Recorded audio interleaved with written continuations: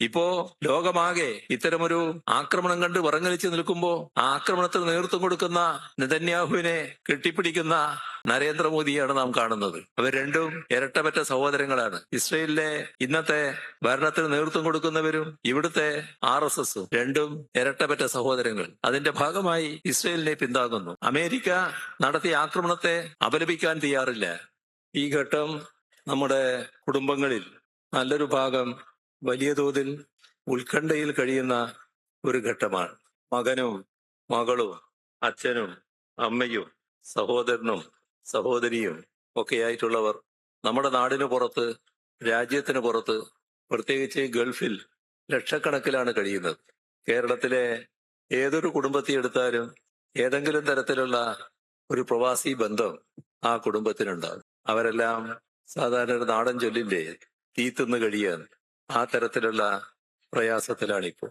എന്ത് സംഭവിക്കും എന്നതിനെക്കുറിച്ചുള്ള ഉത്കണ്ഠയിലാണ് എല്ലാവരും കഴിയുന്നത്. ഇതിന് ഇടയാക്കിയത് ഇപ്പോൾ ഉയർന്നു വന്ന യുദ്ധ സാഹചര്യമാണ്.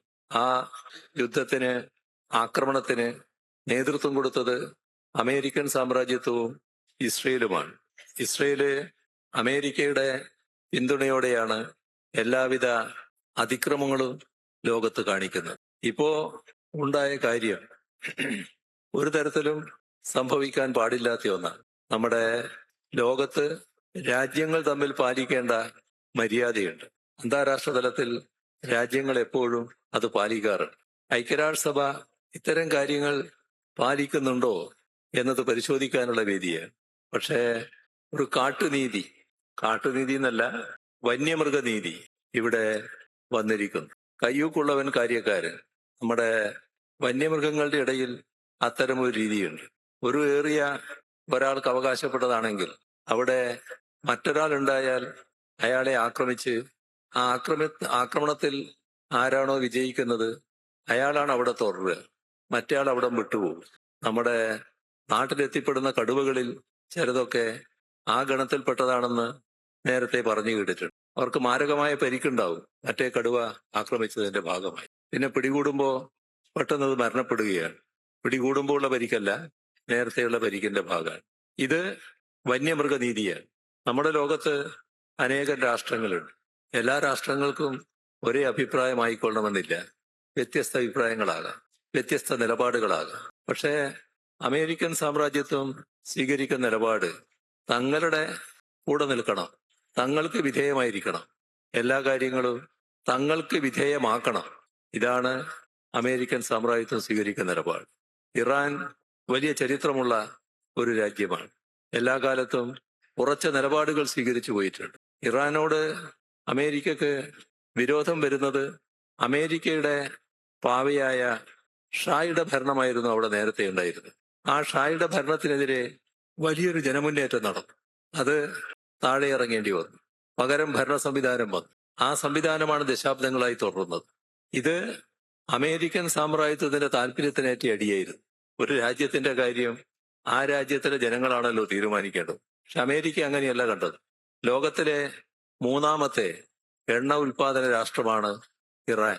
അതുപോലെ തന്നെ പ്രകൃതിവാതകം കൊണ്ട് സമ്പന്നമാണ്. അത്തരമൊരു രാഷ്ട്രത്തിലെ എണ്ണയും അതോടൊപ്പം പ്രകൃതിവാതകവും തങ്ങൾക്ക് അധീനമാകണം. അതിന് അനുകൂലിച്ച ഷായെ പോലെ അമേരിക്കയുടെ പാവിയായിരുന്ന് ഇറാൻ മൂളി എല്ലാറ്റിനും സമ്മതം കൊടുക്കാൻ ഇറാൻ തയ്യാറാകുന്നില്ല. ഇവിടെയാണ് ഇറാനുമായുള്ള കടുത്ത അഭിപ്രായ ഭിന്നത അമേരിക്കക്ക് തുടങ്ങുന്നത്. അവരുടെ താല്പര്യം വെച്ച് ഒരു രാഷ്ട്രത്തെ ആക്രമിക്കാമോ? ഒരു കാരണവുമില്ലാതെ ആക്രമിക്കുന്നത് അന്താരാഷ്ട്ര മര്യാദക്ക് ചേർന്നതാണ്. ഒരു കാലത്തും ലോകത്തിന് അംഗീകരിക്കാൻ കഴിയാത്ത കാര്യമാണ്. പക്ഷേ പ്രത്യേകിച്ച് ഒരു പ്രകോപനവുമില്ലാതെ ആക്രമണം നടത്തുന്നു. ആ ആക്രമണത്തിൽ നേരെ ആ രാഷ്ട്രത്തിന്റെ പരമോന്നത പദവി വഹിക്കുന്ന ഖൊമേനിയെയും കുടുംബത്തെയും കൊല ചെയ്യുന്നു. തങ്ങളുടെ കയ്യിലുള്ള അത്യാധുനിക കഴിവ് ഇന്നയാള് ഇന്ന സ്ഥലത്ത് ഉണ്ട് എന്ന് മനസ്സിലാക്കിയാൽ അദ്ദേഹത്തെ വധിക്കുന്നതിന് വേണ്ടി സൂക്ഷ്മമായി അവിടത്തേക്ക് ആയുധമയക്കാനുള്ള കഴിവ്, അതാണ് അമേരിക്ക പ്രയോഗിച്ചത്. ഒരു രാജ്യത്തിന്റെ പരമോന്നത അധികാരിയെ ഈ തരത്തിൽ കൊലപ്പെടുത്തിയതിന് എന്ത് ന്യായീകരണമാണുള്ളത്? അമേരിക്ക അതിനോടൊപ്പം ചേർന്ന് ഇസ്രയേൽ പറയുന്ന ചില ന്യായീകരണങ്ങളുണ്ട്. അതിലൊന്ന് ആണവ ഭീഷണിയെക്കുറിച്ചാണ്. ആണവായുധങ്ങൾ ഇറാന്റെ കയ്യിലുണ്ട് എന്നാണ്. ഈ പറയുന്ന അമേരിക്കയുടെ കയ്യിലോ? ലോകത്ത് ഏറ്റവും അധികം ആണവായുധങ്ങൾ ഉള്ളത് അമേരിക്കയുടെ കയ്യിലാണ്. അങ്ങനെയുള്ള ഒരു രാഷ്ട്രമാണ് നിങ്ങളുടെ കയ്യിൽ ആണവായുധം പാടില്ല എന്ന് പറയുന്നത്. എന്ത് ന്യായമാണ് അതിനുള്ളത്? തങ്ങളുടെ കയ്യിലുള്ള ആണവായുധം ഉപേക്ഷിക്കാനോ ഏതെങ്കിലും ഒരു ഭാഗം വേണ്ടെന്ന് വെക്കാനോ ഇതേവരെ അമേരിക്ക സന്നദ്ധമായിട്ടുണ്ടോ? ആണവ പ്രശ്നത്തിൽ ഇറാനുമായി ചർച്ചകൾ നടത്തിയല്ലോ. അവിടെ നേരത്തെ നടന്ന യുദ്ധം അതിന്റെ തുടർച്ചയായി ഒമാന്റെ മധ്യസ്ഥതയിലാണ് ചർച്ച നടന്നത്. ആ ചർച്ചയിൽ നല്ല പുരോഗതിയാണ് എന്ന് ഒമാൻ തന്നെ പ്രസ്താവിച്ചു. എല്ലാ കാര്യങ്ങളിലും നല്ല പുരോഗതിയാണ്, പരിഹാരത്തിന്റെ അടുത്തേക്ക് എത്തിക്കൊണ്ടിരിക്കുന്നു എന്നാണ് ഈ ആക്രമണം നടന്നതിന്റെ ദിവസങ്ങൾക്ക് മുൻപ് ഒമാൻ പ്രസ്താവിച്ചത്. പിന്നെ എന്ത് പ്രകോപനമാണ് ഉണ്ടായത് ഇത്തരമൊരു ആക്രമണം നടത്താൻ? ഇവിടെ അമേരിക്ക ഇറാന്റെ കയ്യിൽ വൻ ആയുധങ്ങളുണ്ട് എന്ന് പറയുമ്പോൾ ഇതേ ന്യായം പറഞ്ഞായിരുന്നല്ലോ നേരത്തെ ഇറാഖിന് നേരെ ആക്രമണം നടത്തിയിരുന്നത്. ഇറാഖിന് നേരെ ആക്രമണം നടത്തുമ്പോൾ സദാം ഹുസൈനെ ഒരു ഭീകരനായി ആദ്യമേ തന്നെ ചിത്രീകരിക്കാൻ അമേരിക്ക കഴിഞ്ഞു. ലോകത്താകെ ആളുകൾ ഭയപ്പാടിലായി. അല്ലെങ്കിൽ അത്തരമൊരു ഭയം സൃഷ്ടിക്കാൻ അമേരിക്കൻ സാമ്രാജ്യത്വം നേതൃത്വം കൊടുത്തുകൊണ്ട് ലോകത്താകെയുള്ള മാധ്യമങ്ങൾക്കായി. എന്തായിരുന്നു പറഞ്ഞത്? ഇറാഖിന്റെ കയ്യിൽ വൻ രാസായുധങ്ങളുണ്ട്, ആ രാസായുധങ്ങൾ എപ്പോഴും പ്രയോഗിക്കാം. അപ്പോ എല്ലാവരും, ഇവിടെയുള്ളവരടക്കം, ഈ രാസായുധമോ മറ്റോ ഇവിടെ വന്ന് വീണാൽ നമ്മുടെ സ്ഥിതി എന്താകും എന്ന് ആലോചിക്കുന്ന നിലയായി. അപ്പൊ രാസായുധം പ്രയോഗിച്ചേക്കും എന്ന് സദാമിനെ കുറിച്ച് പറഞ്ഞുകൊണ്ട് സദാമിനെയും അവിടുത്തെ ഗവൺമെന്റിനെയും ഇല്ലാതാക്കാനുള്ള കളമൊരുക്കുകയായിരുന്നു. ആ സമയത്താണ് ഐക്യരാഷ്ട്രസഭയുടെ ഒരു വിദഗ്ധ സംഘം ഇറാഖ് സന്ദർശിച്ചത്. അവരെല്ലാ സ്ഥലങ്ങളും പരിശോധിച്ചു. അവർ പറഞ്ഞു, ആരോപിക്കപ്പെടുന്ന രീതിയിൽ ഒരു രാസായുധവും ഇറാഖിന്റെ കയ്യിലില്ല എന്ന്. ആര് വിലവെക്കുന്നതിന്? ആദ്യം അഴിച്ചുവിട്ട പ്രചരണം അവസാനിച്ചോ? ആ പ്രചരണത്തിന്റെ ഭാഗമായുള്ള കാര്യങ്ങളല്ലേ തുറന്നത്? അതല്ലേ കാണാൻ കഴിഞ്ഞത്? ഏറ്റവും നല്ല ഭരണ സംവിധാനം നിലനിന്ന ഒരു രാജ്യമായിരുന്നല്ലോ ഇറാഖ്. അതിനെ പൂർണ്ണമായി തകർത്ത് അതല്ലേ അമേരിക്ക നൽകിയ സംഭാവന. പക്ഷേ അന്നും ഇന്നും തമ്മിൽ വ്യത്യാസമുണ്ട്. ഇറാഖിനെ കുറിച്ച് അന്ന് പ്രചരിപ്പിച്ചതുപോലെ ഇന്ന് അമേരിക്ക നടന്ന പ്രചരണത്തിന്റെ ഭാഗമായി ലോകമാകെ ഇറാനെ പറ്റി ഭീതിയിലായിട്ടില്ല. ഇറാന്റെ കയ്യിലുള്ള ആയുധം ഇവിടെ വന്ന് വീഴുമെന്നുള്ള ആശങ്ക ലോകത്തിന്റെ ഒരു ഭാഗത്തും നിലനിൽക്കുന്നുമില്ല. എന്തുകൊണ്ട്? അതുകൊണ്ടാണ് അമേരിക്കയോടൊപ്പം നിൽക്കുന്ന അമേരിക്കയുടെ സഖ്യരാഷ്ട്രങ്ങൾ ഈ യുദ്ധത്തിൽ അമേരിക്കയോടൊപ്പം പങ്കുചേരാത്തത്. ഇതില് ഇറാഖിനെതിരെ നേറ്റോവിന്റെ സഹായത്തോടെയായിരുന്നു ആക്രമണം. ഇന്ന് അമേരിക്കയും ഇസ്രയേലും മാത്രമാണ് ആക്രമണം നടത്തുന്നത്. പല രാഷ്ട്രങ്ങളും ഈ ആക്രമണത്തെ അപലപിച്ചു കഴിഞ്ഞു. അമേരിക്കയിൽ തന്നെ കടുത്ത വിമർശനം ഇതിനെ അപലപിക്കുന്ന നില തുറന്നു വരികയാണ്. എല്ലാ രീതിയിലും അമേരിക്ക കാണിച്ചത് അന്താരാഷ്ട്ര മര്യാദയുടെ ലംഘനമാണ് എന്ന് പൊതുവെ അംഗീകരിക്കപ്പെട്ടിരിക്കുന്നു. ഇവിടെ എന്തും ചെയ്യും എന്ന നിലയാണല്ലോ അമേരിക്ക സ്വീകരിക്കുന്നത്. ലോകത്ത് നല്ല രീതിയിൽ എണ്ണ കൈവശം വെച്ചിട്ടുള്ള എണ്ണയുള്ള രാഷ്ട്രമാണ് വെനിസ്വല. വെനിസ്വലയുടെ പ്രസിഡന്റിനെയും ഭാര്യയെയും വീട് ചവിട്ടി തുറന്ന് കസ്റ്റഡിയിലെടുത്ത് കൊണ്ടുപോകുന്ന നിലയല്ലേ അമേരിക്ക സ്വീകരിച്ചത്? ഏതെങ്കിലും രാഷ്ട്രമര്യാദ അതിലുണ്ടോ? ആരാണ് അമേരിക്കക്ക് ഈ രീതിയിൽ അധികാരം കൊടുത്തിട്ടുള്ളത്? തങ്ങളുടെ കയ്യിൽ ആയുധങ്ങളുണ്ട്, തങ്ങൾക്കെന്തും ചെയ്യാം. ആ ഹുങ്കോടെയാണ് അമേരിക്കൻ സാമ്രാജ്യത്വം ഇടപെട്ടുകൊണ്ടിരിക്കുന്നത്. ലാറ്റിൻ അമേരിക്കൻ രാജ്യങ്ങളിൽ നല്ല രീതിയിൽ ഇടതുപക്ഷ ആഭിമുഖ്യമുള്ള സർക്കാരുകൾ അധികാരത്തിൽ വന്നപ്പോഴൊക്കെ ആ സർക്കാരുകൾക്കെതിരെ തീർത്തും തെറ്റായ സമീപനം സ്വീകരിച്ച് അവയെ അസ്ഥിരപ്പെടുത്താൻ ശ്രമിച്ച അമേരിക്കയാണ് നാം കണ്ടിട്ടുള്ളത്. അമേരിക്കയുടെ നിലപാടുകൾ അഫ്ഗാനിസ്ഥാനില് നജീബിന്റെ ഭരണം നിലനിൽക്കുന്ന കാലത്ത് അവിടെ നല്ല രീതിയിൽ ഭരണം നടന്നു പോവുകയായിരുന്നു. എല്ലാവരെയും അംഗീകരിക്കുന്ന ഒരു ഭരണവ്യവസ്ഥയായിരുന്നു. അതിനെ അട്ടിമറിക്കാൻ താലിബാനെ സൃഷ്ടിച്ചത് അമേരിക്കയാണ്. അമേരിക്കയുടെ പിന്തുണയോടെയാണ് അവിടെ ഈ പറയുന്ന ഏറ്റവും നല്ല ഭരണാധികാരിയായിരുന്ന നജീബിനെ കൊലപ്പെടുത്തി കെട്ടിത്തൂക്കുന്നത്. സാധാരണ മുസ്ലിം രീതി അനുസരിച്ച് ഒരു ശവം അതിനെ ബഹുമാനിക്കുന്ന നിലയാണ് സ്വീകരിക്കുക. ഇവിടെ അദ്ദേഹത്തിന്റെ ശവം പരസ്യമായി കെട്ടിത്തൂക്കുകയായിരുന്നു. പിന്നെ നാം കണ്ടത് എല്ലാ തരത്തിലുമുള്ള അതിക്രമങ്ങളാണ്. ഇറാനിൽ സ്ത്രീകൾക്ക് സ്വാതന്ത്ര്യമില്ല എന്ന ഒരു ന്യായം അമേരിക്ക ഇടക്ക് പറയുന്നതായി കേട്ടു. നാം സ്ത്രീകൾക്ക് സ്വാതന്ത്ര്യം വേണമെന്ന് ആഗ്രഹിക്കുന്ന കൂട്ടരാണ്. എല്ലാവിടെയും ആ സ്വാതന്ത്ര്യം വേണം. എന്നാൽ നാം ഉദ്ദേശിക്കുന്ന തരത്തിലുള്ള സ്വാതന്ത്ര്യമില്ലാത്ത സ്ത്രീകൾ അത് പല രാജ്യങ്ങളിലില്ലേ? ആ രാജ്യങ്ങളിൽ പലതിലും അമേരിക്കയുടെ പിന്തുണയില്ലേ? അവിടെയെല്ലാം അമേരിക്കയുടെ സാന്നിധ്യമില്ലേ?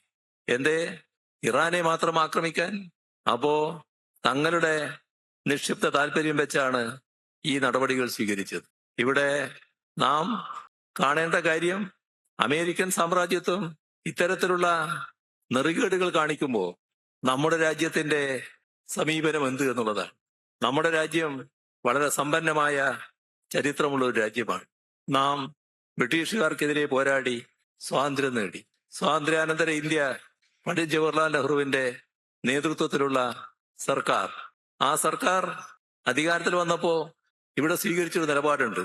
അത് സാമ്രാജ്യത്തിനെതിരായ സമീപനമായിരുന്നു. ചേരിചേരാ നയം അതിന്റെ സത്ത സാമ്രാജ്യത്വ വിരുദ്ധമായിരുന്നു. മൂന്നാം ലോക രാഷ്ട്രങ്ങളോടൊപ്പമായിരുന്നു. ലോകത്ത് നടക്കുന്ന എല്ലാ സാമ്രാജ്യത്വ വിരുദ്ധ പ്രക്ഷോഭങ്ങളെയും സമരങ്ങളെയും പിന്താങ്ങുന്ന നിലപാടായിരുന്നു സ്വീകരിച്ചിരുന്നത്. ഇവിടെ ആ പാരമ്പര്യം പിന്നീട് കോൺഗ്രസ് തന്നെ കളഞ്ഞു കുളിച്ചു എന്നുള്ളത് വേറൊരു കാര്യം. നരസിംഹറാവുവിന്റെ കാലം വന്നപ്പോ മാറ്റം വന്നു. ആ മാറ്റം അമേരിക്കയുമേ അടുക്കുന്നിടത്തേക്ക് എത്തി, ഇസ്രയേലിനെ അംഗീകരിക്കുന്നിടത്തേക്ക് എത്തി. അത് കഴിഞ്ഞ് BJP-യുടെ കാലം വന്നപ്പോൾ കുറെ കൂടി തീവ്രമായി. ഇപ്പോ ലോകമാകെ ഇത്തരമൊരു ആക്രമണം കണ്ട് വിറങ്ങലിച്ച് നിൽക്കുമ്പോ ആ ആക്രമണത്തിന് നേതൃത്വം കൊടുക്കുന്ന നെതന്യാഹുവിനെ കെട്ടിപ്പിടിക്കുന്ന നരേന്ദ്രമോദിയാണ് നാം കാണുന്നത്. അവർ രണ്ടും ഇരട്ടപ്പറ്റ സഹോദരങ്ങളാണ്. ഇസ്രയേലിലെ ഇന്നത്തെ ഭരണത്തിന് നേതൃത്വം കൊടുക്കുന്നവരും ഇവിടുത്തെ RSS-ഉം രണ്ടും ഇരട്ടപ്പറ്റ സഹോദരങ്ങൾ. അതിന്റെ ഭാഗമായി ഇസ്രയേലിനെ പിന്താങ്ങുന്നു. അമേരിക്ക നടത്തിയ ആക്രമണത്തെ അപലപിക്കാൻ തയ്യാറില്ല. പരമ്പരാഗതമായി നമ്മുടെ രാഷ്ട്രവും ഇറാനും തമ്മിൽ വലിയ തോതിലുള്ള ബന്ധത്തിലാണ്. പരസ്പര ബന്ധം, ദൃഢമായ ബന്ധം. ആ ബന്ധമുള്ള രാഷ്ട്രത്തെ ഏകപക്ഷീയമായി ആക്രമിച്ചപ്പോൾ ആക്രമിക്കപ്പെട്ട രാഷ്ട്രത്തിനു വേണ്ടി ഒരക്ഷരം ഉരിയാടാൻ നമ്മുടെ പ്രധാനമന്ത്രിക്കാവുന്നില്ല.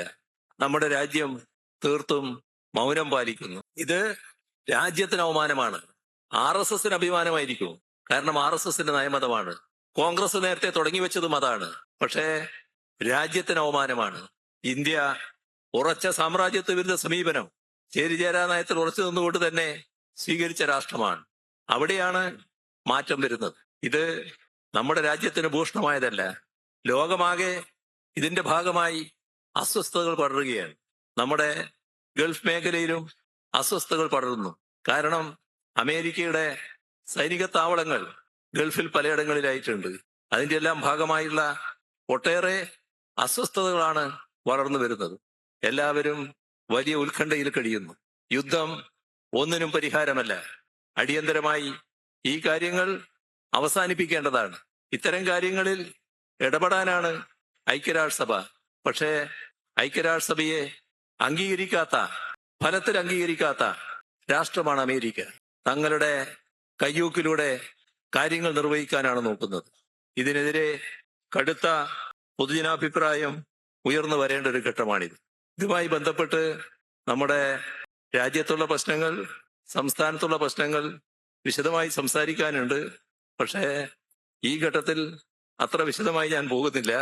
കാരണം സഖാ വിജയരാഘവനും മറ്റും ഇവിടെ സംസാരിക്കാനുണ്ട്. അവര് ആ കാര്യങ്ങൾ തുറന്ന് സംസാരിക്കും എന്ന പ്രതീക്ഷയോടെ ഈ MV കുഞ്ഞിരാമൻ മാസ്റ്റർ സ്മാരക മന്ദിരം ഉദ്ഘാടനം ചെയ്ത ഒരിക്കൽ കൂടി അറിയിച്ചുകൊണ്ട് അവസാനിപ്പിക്കുന്നു. നിങ്ങൾക്ക് എന്റെ അഭിവാദ്യം.